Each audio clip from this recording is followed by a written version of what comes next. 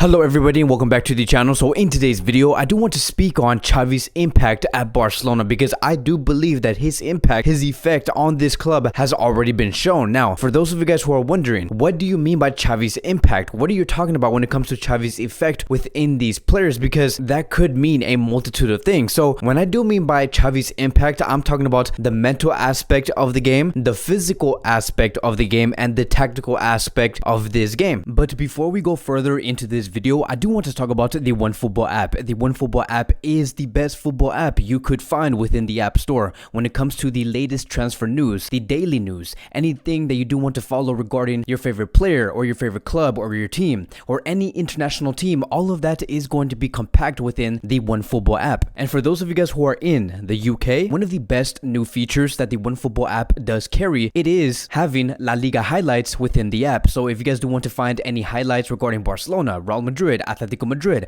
Valencia, whichever club you do desire, the OneFootball app will be having that and right inside your phone. So the link is going to be in the description box down below. By clicking that link, you guys will be able to support me and this YouTube channel. It would be greatly appreciated. But now let's get back into the video. Now, these players that we have been seeing under Xavi Hernandez, they have shown other qualities way more than others, which is what we are going to be talking about within this video. Because I do believe that in this match against Villarreal, it has really shown what Barcelona has improved on. Like, could it be tactically? Could it be physically? Could it be mentally? And it is safe to say today that Barcelona, from a mental aspect, they have improved greatly. And let me give you guys an example from within this game. So Barcelona in the first half, they have missed so many opportunities to seal the deal within those 45 minutes because we have seen Memphis Depay miss opportunities. We have seen Xavi hit the post. We have seen Abde being very close to scoring. We have seen Ronald Araujo receive a chance to score, but the ball just did not go in. And then we saw many misplaced passes coming from Mingueza and Eric Garcia, and we saw Villarreal gain some confidence because they saw that Barcelona were not 100% within that final third area. And then finally, when Barcelona scored and they were winning 1-0, Villarreal scored about 10 minutes later and scored right after. And we have seen this movie before. Like, we have seen Barcelona score first and then seen the opposition score later, and then we are in that very leveled situation where we do not know who's going to be winning in this game, and then we end up seeing the opposition show greater strength and show that they are bigger than Barcelona. We have seen that movie before over the past 18 to 24 months, and we see Barcelona back out and play very defensively. Can you imagine what would have happened if we had Koeman in charge within this game and Villarreal came out and brought this game into a 1-1 tie? Like, Koeman would have gone for like Lenglet and bring in that player for like Nico Gonzalez and then form like a 5-man defensive line. And we have seen Koeman put in defenders when we knew that this Barcelona squad, they needed to score. So there were many poor takes and poor mismanagement decisions that were made under Ronald Koeman. But in this game under Xavi against Villarreal, these players did not show that they were scared. They did not show that they were going to back out and play in a 5-4-1. What we saw in this game was Barcelona push. They wanted to get the win. They wanted to receive the 3 points. They wanted to score. And it's so easy, right, for these players to lose confidence, because when you know that you are playing well, when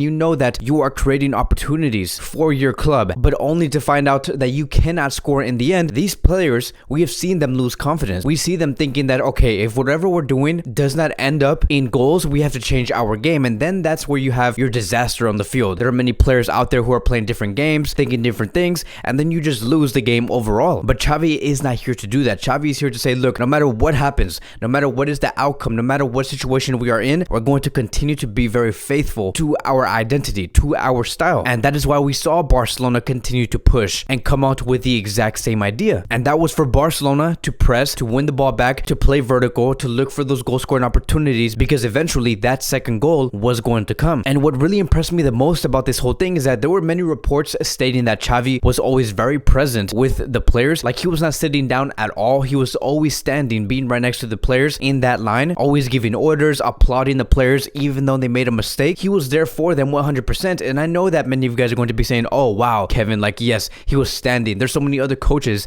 that stand there and try to support their players. But there is more to that than just Xavi standing on the field. What he's basically doing on there is communicating the roles, giving them a better and clearer idea on what to do next, because he just does not want these players to lose focus. And he understands that right now they are in that transition era where these players do need to understand his tactics. And Xavi does want to be there on the training sessions and also when they play an actual game. So Xavi does want to suffer just as much as the players. He does not want to leave these players alone. He wants these players to know, like, Frankie, Busquets, Nico, Gavi, Memphis, Dembele to know that these players are being backed by Xavi Hernandez. And these players, they do feed off of that, right? Because that is why we saw Frankie de Jong improve so much. He benefits from this. This is why we see him create so many chances and becoming a very great midfielder. What Frankie de Jong has been doing in the past 3 games, he is really and seriously turning this season around for himself. Then we have Ronald Araujo, who continues to be the beast that he is. Every time he makes those interceptions, it is always well timed. He knows exactly what to do in certain moments. And then we have Busquets, who is becoming one of the best central defensive midfielders in the world. His interceptions is also very great. He progresses the ball all the time. And then we see Memphis Depay, even though he continues to make these errors, even though he misses all of these basic chances, he still managed to get a goal tonight against Villarreal. And that is what I'm talking about, my friends, is that Xavi does have his players to never lay their hands down, that there is always going to be a solution to win as long as the minutes continue to run. And the only reason why these players were capable to break through this hurdle, it was because of their mentality. They continued to go, and that is going to take these players a very long way in this season and for the next. And it's very important to continue to implement this type of mentality, because these players that we do have right now, they're broken. They have been through horrible experiences. They have been through horrible beatings. Now, when it does come to the physical aspect of this game, eventually we are going to get there. Like, yes, these players still need to be conditioned when it comes to pressing throughout the match, when it comes to turning the body quickly to change the game in a different direction, when it comes to the runs, they still need to be very well conditioned. That is going to happen. It will get there. There are certain hirings that are being met when it comes to the physical preparation trainers, the doctors. They are all coming to this club eventually. And then when it comes to the tactical aspect of this game, we are also going to be seeing that. But I do think that that is going to be the last thing that will be shown with these players, because it is always going to be very difficult for these players to grasp what the coach is trying to teach, and especially what Xavi is trying to teach towards these players. And this is something that's very normal, right? Because when it comes to the tactics,